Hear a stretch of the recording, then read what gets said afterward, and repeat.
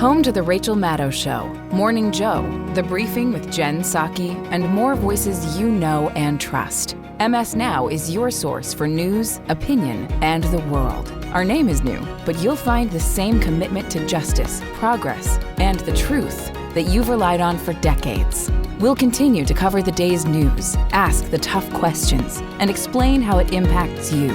MS Now. Same mission, new name. Learn more at ms.now. This episode is brought to you by Nespresso. Gift magical mornings with Nespresso Vertuo Pop. Compact and stylish, Vertuo Pop is made to meet every morning coffee craving. From espresso to coffee, hot or iced, at the click of a button. And celebrate the season with Nespresso's limited edition coffee flavors. Sweet almond and hibiscus, cinnamon and candied tamarind, and festive double espresso. Magic in the making. Shop the holiday gift collection exclusively at Nespresso.com.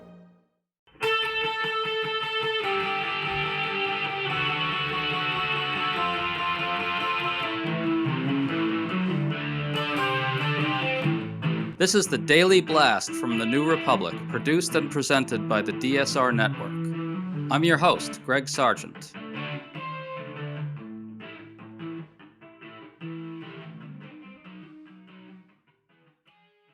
Two high-quality polls just came out, and they both have President Trump cratering. His general approval rating is dropping, and so is approval of his handling of the economy. He's in real trouble. Trump and his advisors don't have much of an answer to this problem. Trump just unleashed a long, rambling rant insisting that prices are really going down, not up. And his agriculture secretary followed suit with a set of claims that were even more ludicrous. So what happens if the economy really starts to dip? New Republic staff writer Timothy Noah has been writing well about this question, so today we're talking with him about how much lower Trump could actually go here and what happens if the bottom falls out. Tim, good to have you on. Thanks for having me, Greg. So let's start with what Trump said in a speech on Wednesday. Listen to this. We're also making incredible strides to make America affordable again. That's a new word that they're using. Affordability, they talk. They had the worst inflation in history. They had the highest prices in history. The country was going to hell. The only thing that we're going up in is our stock market, okay? The only price that we really have, I mean, we're bringing prices down, but they came up with a new word, affordability. And they look at we were all about affordability, and everyone assumes that meant that, no, their prices were high. So the thing about this is that a lot of costs have gone up under Trump, but more to the point, to a greater degree than usual, Trump's policies are to blame for what's happening with prices. Can you explain all that for us and respond to what Trump said there? Yes, I mean, this is a guy who's slapping tariffs on everything, and mostly imposing them on countries, not on goods. And of course, that's going to drive up the price of everything. He is now attempting to reverse the impact on groceries by removing tariffs on a few items like bananas and coffee, it was insane ever to put tariffs on bananas and coffee because the United States does not have a domestic coffee industry or a domestic banana industry. We cannot grow coffee beans or bananas in the United States. So we're never going to have parity with other countries on that. He's trying to address this affordability crisis, but at the same time, making fun of it. And I really don't think it comes off very well when a billionaire president is using the term affordability in a mocking way. The funny thing about Trump is that he's incapable of admitting that something might be going the wrong direction under his presidency, so it makes him unusually badly equipped to handle a political crisis like this, doesn't it? Yes, exactly. I mean, he's trying to blame it on Joe Biden, but of course, Joe Biden isn't president right now. He is. And he has now been president for almost a year. So it's possible to track how things are going over the course of his second term thus far. And, prices have been going up. Inflation has been on the rise.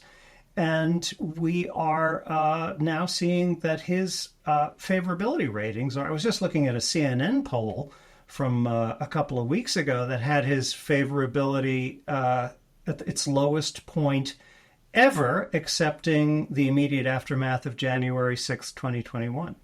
Well, we have two new polls, and they're really bad. A new Marist poll finds Trump's overall approval rating at 39%, with 56% disapproving. That's bad. Gets worse. A new Marquette poll finds Trump's overall approval slightly higher at 43%, but listen to this. Marquette has his approval on the economy at 36% to 64%, his approval on tariffs at 37% to 63%, and his approval on inflation and cost of living at 28% to 72% disapproving.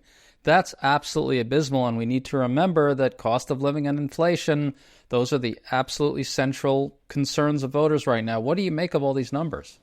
Well, this is what got Trump elected. Trump would not be president if it weren't for people being upset about the economy in November 2024. And they are still upset about the economy, arguably more upset about the economy. Look, inflation is going to continue with these tariffs. The only thing likely to bring prices down is a recession, which we could be on the verge of. So that would be a good news, bad news situation. The good news would be that, yes, prices would finally come down or at least stop rising. And the bad news would be we are in a recession. I just want to dwell on this one number. Cost of living was his central promise, the reason he got elected, as you say, now down to 28% approval. That is real dangerous territory for him, I think. Absolutely. And, the funny thing is presidents don't usually have a lot of impact on inflation. It's usually mostly up to the Fed chairman. Who Trump, of course, reviles and blames for what inflation there is. But Trump is an exception among presidents because of his tariff policy. So you can draw a direct line between Trump's economic policy and rising prices. Well, since you brought up the Fed chair, Jerome Powell, I just want to cite a rant that Trump unleashed about him as well. I'd love to fire his ass. He should be fired. Guy's grossly incompetent. You got to work on him, Scott. The only thing Scott's blowing it on is the Fed. Because the Fed, the rates are too high, Scott. And if you don't get it fixed fast, I'm going to fire your ass, okay? I mean, he's really in charge of the situation, isn't he, Tim? He's going to fire people. He's going to get this fixed fast. He's on top of everything. It's the Apprentice guy all over again. It reminds me of 20-odd years ago when Trump tried to actually patent the expression "you're fired," which he used to say on his TV show. Right. He's still on TV. He's still back in that mental universe, I think. But the funny thing is, if you want to fix prices, this isn't the way to do it, is it? No, it's not. And, Bessent, who has the reputation of being one of the more rational members of Trump's administration, had this, sort of pathetic performance on the one of the Sunday talk shows where he was asked about beef prices, which have shot up, and he blamed it on New World screwworm. He said migrants were coming across the border and they were bringing New World screwworm, which was killing our cattle. This is completely ridiculous. Try and get a mental picture of this. New World screwworm, every once in a blue moon, a human gets it. I think we had the first case where a human got it last August. It was the first case observed in 50 years. This is a disease that spreads from cattle to cattle. So what he seems to be suggesting is that migrants are sneaking across the Rio Grande with cattle, where they're sure not to get noticed, right? It's absurd. Well, that actually occurs to me. If they're actually going to say that, he's basically saying that our border is so porous that you can just walk in with a herd of cattle and not get noticed. Right? Doesn't seem like a good argument to me. Well, let's listen to a little more of some of these bad arguments. The message blaring forth from the administration right now is that everything's just fine, prices are falling everywhere. Listen to this from Agriculture Secretary Brooke Rollins. She admits beef prices are a problem, but then says this. In the larger context, almost everything else is coming down. Dairy, eggs, cheese, turkey for Thanksgiving next year. I think the basket is about 17% lower this year than it was last year.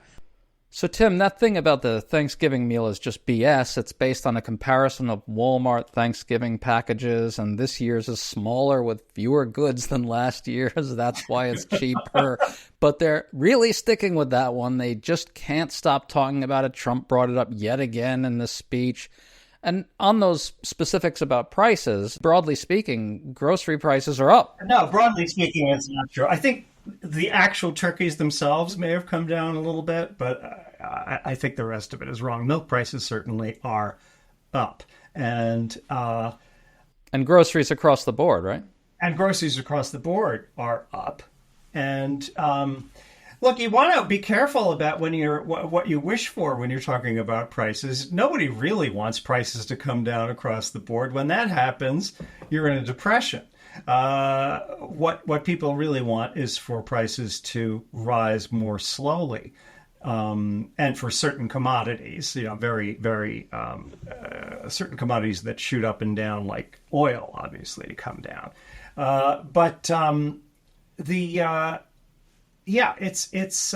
They are denying reality. They think people are stupid and will believe what they say and will not check.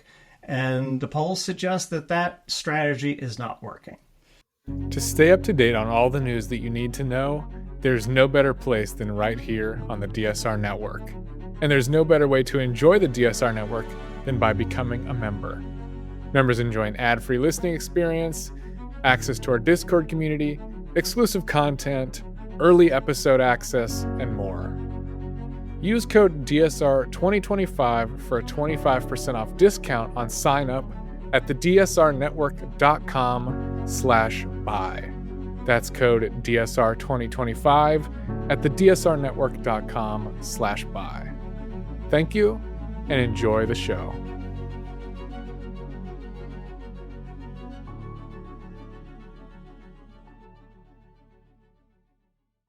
It certainly isn't. There's something about this that interests me as well. It's kind of well understood as a political rule that you're not supposed to tell people that the economy is just fine or getting better if they don't feel it. Under the pundit rules of engagement, this gets you automatically tagged as out of touch with what real people are feeling.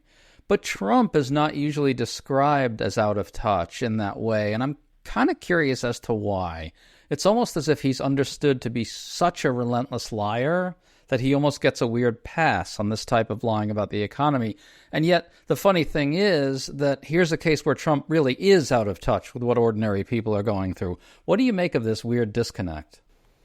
I think that he has never been able to handle adverse news. He makes a point. He has said that you never say you're sorry. You never admit fault.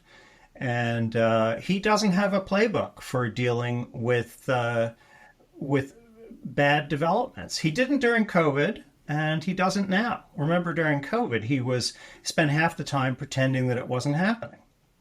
Yeah, I think you get at a really essential point, which kind of gets back to what we talked about earlier, which is that Trump is uniquely badly equipped to handle serious crises because those require acknowledging that things aren't going well, and he can't do that.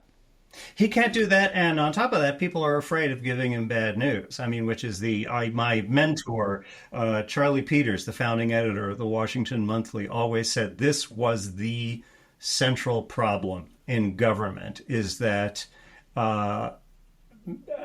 people at the agencies live in abject terror of passing on bad news. And it has to be overcome because if the people at the top don't get the bad news, they lose their sense of reality and they can't govern properly. I think Charlie would be absolutely astonished at the degree to which this is happening today in Washington. Well, and there's another area where he's uniquely poorly equipped because he's particularly scary to people who would deliver bad news. Yes. Yeah. I mean, if you're a prosecutor and you're told to prosecute somebody and you say, we don't have a case, you get fired. We've seen that. And so instead, we see him pursuing really sort of dubious prosecutions of his enemies. And they're not going to go anywhere. They're going to get thrown out. So Trump makes it very clear with these kind of rituals of public humiliation that are designed as control devices. He lets people know very clearly that if you don't carry out his bidding, you're going to get publicly castigated in a really terrible way. And so he's surrounded, particularly in his second term, by people who are in even more abject terror of not doing his bidding or telling the truth. That's right. And, there's sort of two things about that. One is he has gotten further with that strategy than I ever would have imagined in my wildest dreams. But at the same time, it doesn't work. He doesn't know how to gauge the probability of success. He's not interested in that. So, for example, on tariffs, the betting now is heavy that he's going to lose his court case on tariffs, and he's going to have to replace hundreds of billions of dollars in revenue. He just didn't sort of take into account the possibility of losing. In fact, he's out there saying that it's going to be trillions of dollars, which is false. Which is not true. Right. But so now we get to the fun part. You had this very good piece recently gaming out what a serious downturn could look like.